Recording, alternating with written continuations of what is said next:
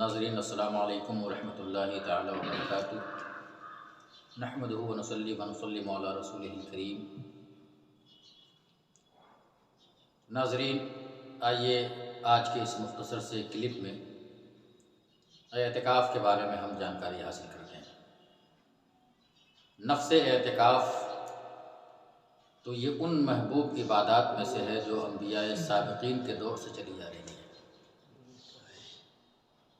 جیسا کہ رب کے خلیل سیدنا حضرت ابراہیم علیہ نبینا علیہ تحت و ثنا اور حضرت اسماعیل علیہ تحت و ثنا کو رب نے یہ حکم دیا خانہ کعبہ کی تعمیر کے بعد کہ اسے نماز پڑھنے والوں کے لیے، اعتکاف کرنے والوں کے لیے اور طواف کرنے والوں کے لیے صاف کرنے کا حکم دیا۔ اس سے اندازہ لگا سکتے ہیں کہ نمازوں اور طواف کرنے کی طرح سے اعتکاف بھی ایک محبوب عمل ہے۔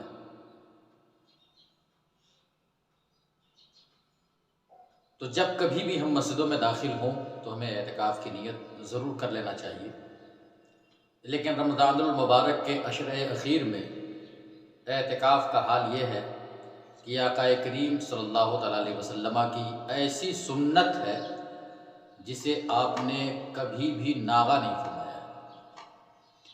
بہت سارے عمل ایسے ہیں جس پر آقا کریم صلی اللہ علیہ وسلم نے مداومت برتی ہے، ہمیشگی برتی ہے، لیکن کبھی کبھی اسے ترک بھی کر دیا ہے۔ لیکن اعتکاف ایک ایسی سنت ہے جسے آقا کریم صلی اللہ تعالیٰ علیہ وسلم نے ہجرت مدینہ کے بعد کبھی بھی ناغہ نہیں فرمایا ہے۔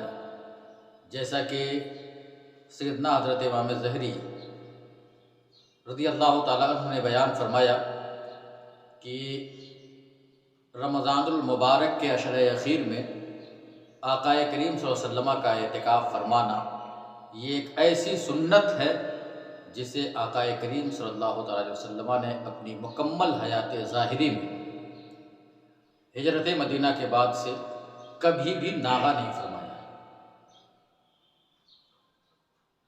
اور معتکف کی مثال ایسے ہی ہے جیسے کوئی انسان کسی کے در پر آ کے اڑ جائے کہ جب تک ہم لیں گے نہیں تب تک ہم اٹھیں گے نہیں۔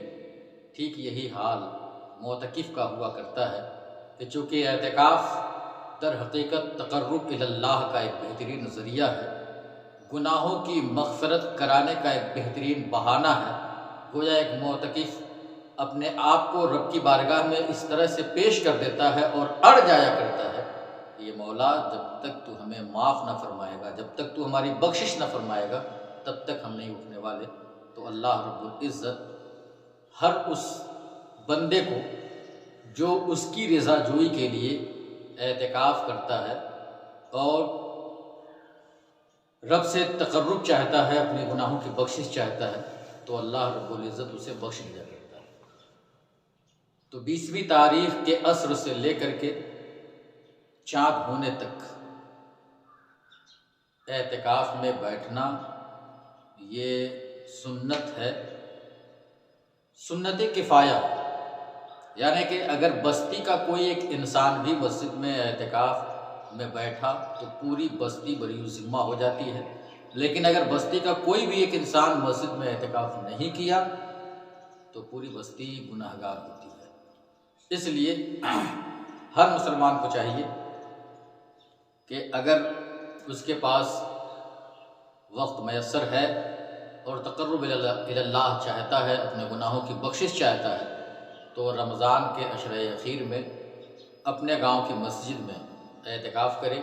یہ مردوں کے لیے حکم ہے، عورتیں اگر اعتکاف کرنا چاہیں تو عورتیں اپنے گھر میں جہاں وہ نماز پڑھتی ہیں وہاں وہ بھی اعتکاف میں بیٹھ سکتی ہیں۔ یہ عورت و مرد دونوں کے لیے یکساں ہے۔ فرق یہ ہے کہ عورتیں اپنے گھروں میں معتکف ہوں گی اور مرد مسجد میں۔ عورتوں کا مسجد میں اعتکاف میں بیٹھنا یہ غیر شرعی ہے، اس لیے عورتیں مسجد میں نہیں بلکہ اس جگہ پر اپنے گھر میں جہاں پر وہ نماز پڑھتی ہیں وہاں پر وہ اعتکاف میں بیٹھیں۔ یہ احسن طریقہ ہے۔ مرد اپنے گاؤں کی مسجد میں اعتکاف میں بیٹھیں، بلا ضرورت مسجد سے باہر نہ نکلیں۔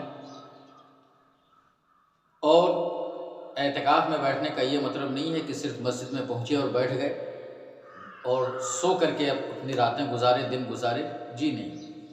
بہتر طریقہ یہ ہے کہ اپنی حاجت اصلیہ سے فراغت کے بعد اتنی دیر آرام بھی کیا جائے جتنے آرام کی ضرورت ہے بدن کو، اس کے بعد جتنا وقت بچتا ہے ان وقتوں میں کثرت کے ساتھ اللہ کی تسبیح و تقدیس بیان کی جائے، کلمے کی تلاوت کی جائے، استغفار پڑھی جائے اور قرآن کی تلاوت کی جائے،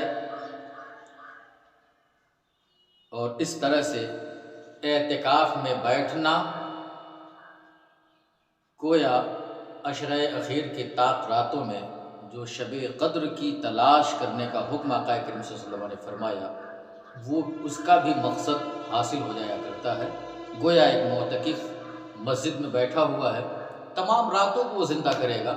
اب اس طرح سے طاق راتیں اگر وہ زندہ کرتا ہے تو اسے شب قدر میں کے پا جانے کا